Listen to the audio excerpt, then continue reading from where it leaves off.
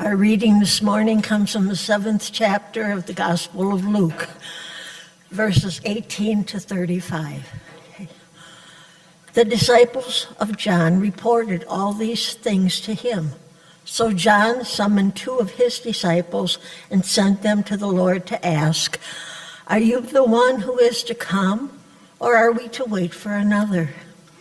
When the men had come to him, they said, "John the Baptist has sent us to you to ask, 'Are you the one who is to come, or are we to wait for another?'" Jesus had just then cured many people of diseases, plagues, and evil spirits, and had given sight to many who were blind. And he answered them, "Go and tell John what you have seen and heard. The blind receive their sight, the lame walk, the lepers are cleansed, the deaf hear, the dead are raised, the poor have good news brought to them. And blessed is anyone who takes no offense at me." When John's messengers had gone, Jesus began to speak to the crowds about John. "What did you go out into the wilderness to look at? A reed shaken by the wind? What then did you go out to see? Someone dressed in soft robes? Look, those who put on fine clothing and live in luxury are in royal palaces. What then did you go out to see? A prophet? Yes, I tell you, and more than a prophet. This is the one about whom it is written, 'See, I am sending my messenger ahead of you, who will prepare your way before you.' I tell you, among those born of women, no one is greater than John. Yet the least in the kingdom of God is greater than he." And all the people who heard this, including the tax collectors, acknowledged the justice of God because they had been baptized with John's baptism. But by refusing to be baptized by him, the Pharisees and lawyers rejected God's purpose for themselves. To what then will I compare the people of this generation, and what are they like? They are like children sitting in the marketplace and calling to one another, "We played the flute for you, and you did not dance. We wailed, and you did not weep. For John the Baptist has come eating no bread and drinking no wine, and you say, 'He is a demon.' The Son of Man has come eating and drinking, and you say, 'Look, a glutton and a drunkard, a friend of tax collectors and sinners.' Nevertheless, wisdom is vindicated by all her children."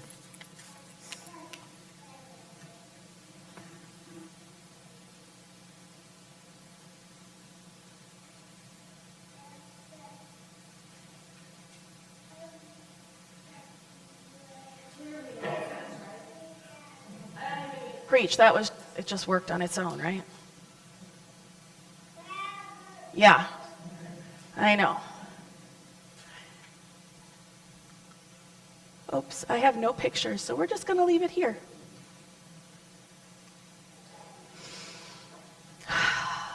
If you really want detailed explanations of all of the texts, we meet on Tuesday morning, and we try our best.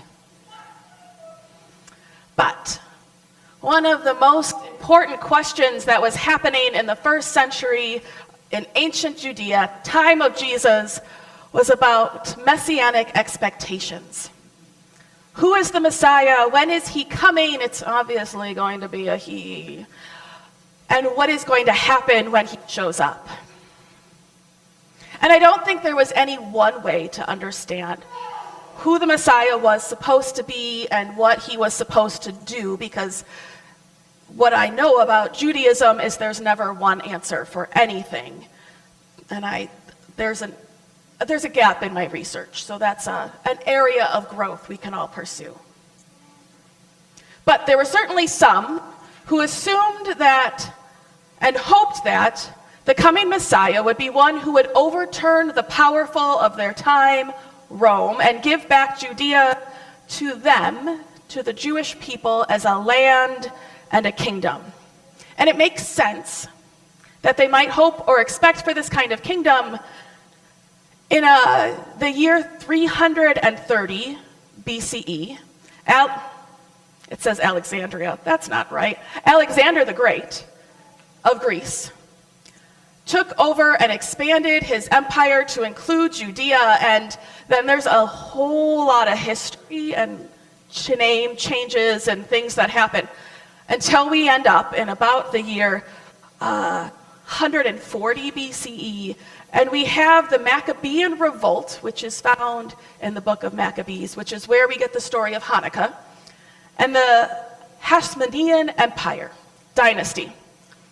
See, what happened was some Jewish the community rose up against their Greek overlords and kicked them out. They won. And then they established their own kingdom. It was the last time. They spent about 100 years with a Jewish king and having their own empire again, more or less. It's always about more or less at the time, like they had to work with other people. Anyway. It was displaced ultimately by Herod the Great. We hear a lot about Herod in the New Testament.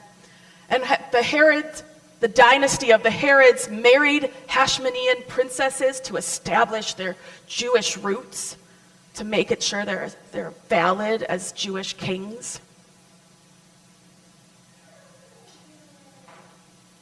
Of course, Herod was working with Rome, now the great empire of the time, and Herod's descendants would continue to work more and more with Rome until Rome ultimately completely occupied and controlled without a secondary kingship in the 70s.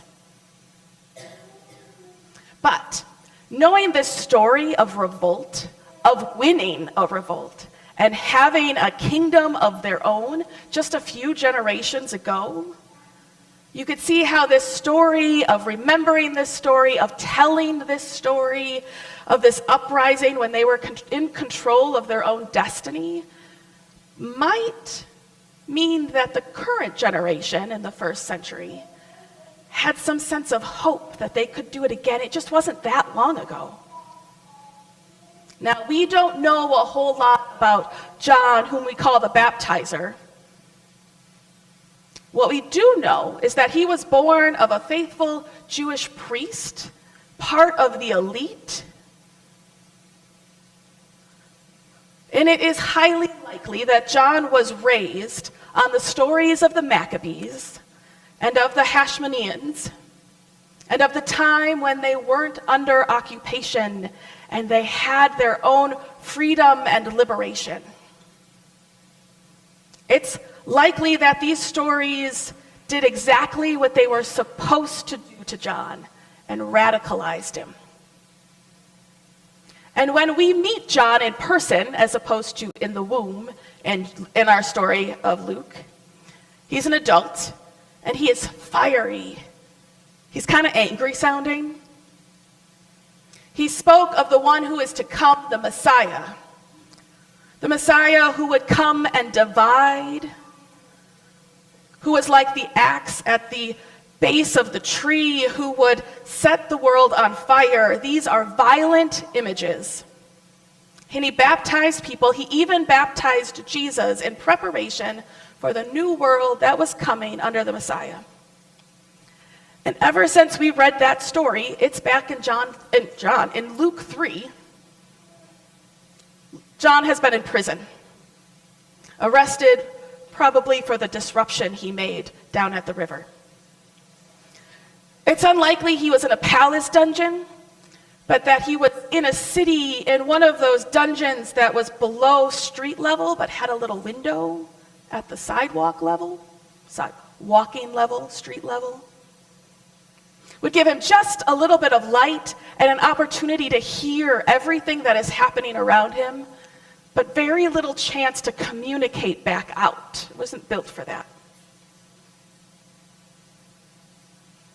His window would be the center of his world, listening to the news and still not hearing of the Messiah building an army still not hearing of the Messiah's uprising. No marching, no reclaiming. Maybe he heard about Jesus. Maybe he knew about Jesus, but there weren't the stories yet that he thought he was going to hear. And he must have been confused. And he must have been disappointed. And his whole life was that little window. And maybe he was able to share and have conversations with those he knew and trusted, those disciples that he had, if they were able to lay down on the street and shove their face right up next to that window. Is it him? He asked. Is he the one we've been waiting for? Is he the one I was called to proclaim? It's almost like John was wondering if he had done the work he was supposed to do, because he must have known he would never be free again. He must have been looking down his future of death, and he needed to know if he had done the things he was supposed to do or if he had failed. When his disciples showed up and word for word asked what John asked, which nobody does in the stories, Jesus didn't give them an answer to their questions. He didn't debate them about who the Messiah was or what the expectations of the Messiah should be. The second half of our story, even after John's disciples had left, when he was with those that knew him, it seems, there were those who had been baptized by John and those who seemed to have been John's adversaries. It becomes very clear that they too were looking for a Messiah. They were looking for the one that would set the world right in the way that they understood it. And it seemed they were never going to be satisfied. Why was John grieving and weeping and screaming so much when they wanted him to dance? And why is Jesus drinking and partying with all of these people when we need him to be grieving and lamenting? And it's like that sometimes. On a very different level, though, I often find when I'm reading books that I am reading it and wishing the author were doing something different than they are. It stood out particularly for one of the first times in Orange is the New Black, which was a TV show, but the book was really just this woman's memoir and her story in prison. And what I wished she had done was spent more time talking about the general experiences of incarcerated women and the difficulties that they have. I mean, yes, with her story involved, but more. I needed more. I wanted more. It seemed like a missed opportunity, and that's what I would have done if I had written that book about being in prison. I can't write that book, so. And then at some point I realized that when I went to rate the book with the 1 to 5 stars, right, that I couldn't rate the book based on what I thought they should have done. That I really just needed to rate the book based on what the author had done and what I had in front of me, and not all of the things that should have happened.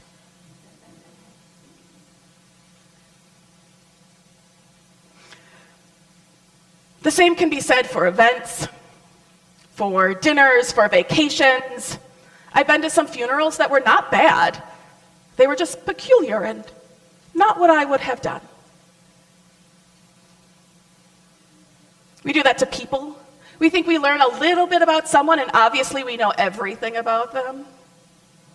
And so we're surprised when it turns out they're a whole person behind them, totally different. The people were judging Jesus on their own expectations. They decided, Jesus as the Messiah? 1 star. And Jesus wasn't willing to get into a debate with them. When they showed up, he didn't answer their questions. He didn't debate them or give them a lesson about who the Messiah was supposed to be. He demonstrated it. Jesus demonstrated the breath of healing, of life, and the restoration of life and good news to the poor. It wasn't about games or fighting or winning or being right or expectations or doing something correctly. Jesus ends his talk to John's disciples with a benediction, a blessing. Blessed are those who take no offense. One translation could be those who are not scandalized by Jesus, or those who do not stumble because of Jesus. I wonder how many of those that day were scandalized by the image of the Messiah that Jesus presented. That they stumbled in their minds of what to do next because of what they imagined should have been and the reality in front of them. And I wonder how often we are scandalized by the story and the person of Jesus. Of course, none of us. Maybe. When we really think about it, about the first being last, and the last being first, and about not centering ourselves in the world, but caring for the poor and the sick and the marginalized, of overturning the powers.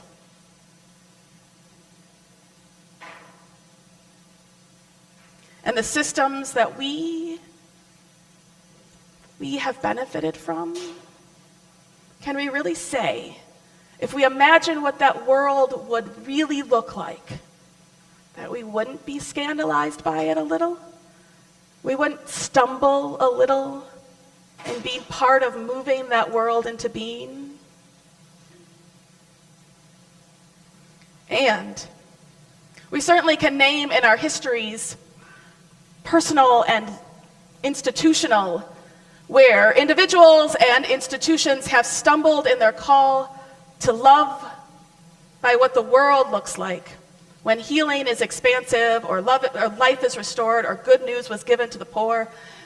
Often there are those whose lives were taken because they chose to live into the scandal of the reality of Christ. So much so that many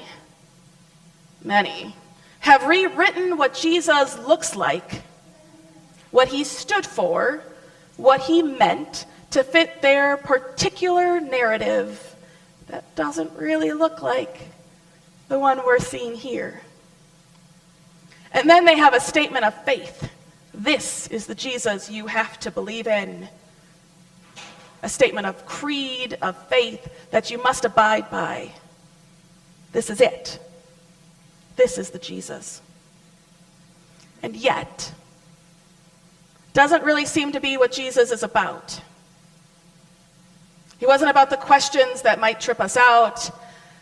I don't think he wanted us, I don't think that we shouldn't be asking questions. We, as a whole, the United Church of Christ, are kind of a heady, intellectual Christian community.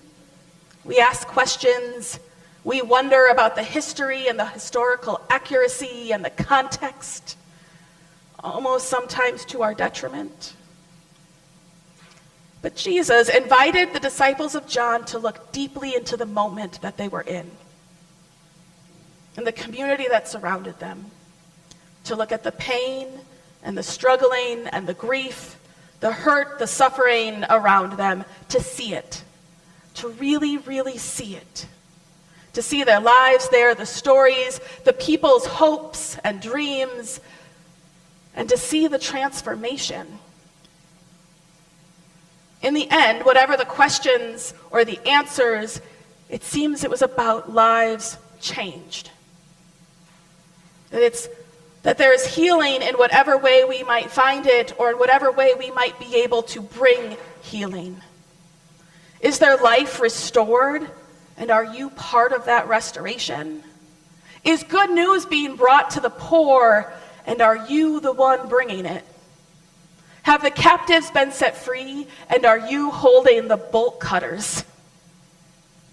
Have the least powerful been raised up, and have you offered a hand of assistance, and have you given them the platform to tell their own stories? on their terms. These seem to be the marks of the communities of Christ followers that was announced at the beginning when Jesus was in Nazareth, what he's doing here in the middle, and what he calls his disciples to do ultimately. This is it. Now, I don't know who Jesus is to you. I don't know what you personally believe today and if it will change tomorrow. I don't know if you have 100 questions today or if you are settled in certainty. And maybe today you are certain, and tomorrow you have 100 questions. You can have them all, and you can ask every single question, but in the midst of all of that, can you lean into the call, into the love, and into the world turned upside down? Can you see through your questions that their lives are changed, that there is healing of spirits and hopes, that lives are being brought into restoration, that goodness and good news are being brought to the poor, the oppressed, the captive? Can you see it in yourself and in the world around you? Can you see the work of Jesus in the lives around you and how you can be a part of it? That is what this whole thing is about. To see Christ as is, and the breath of healing, and the good news. And it is not always as we expect. Jesus, the unexpected Messiah, healing and life and good news, 5 stars.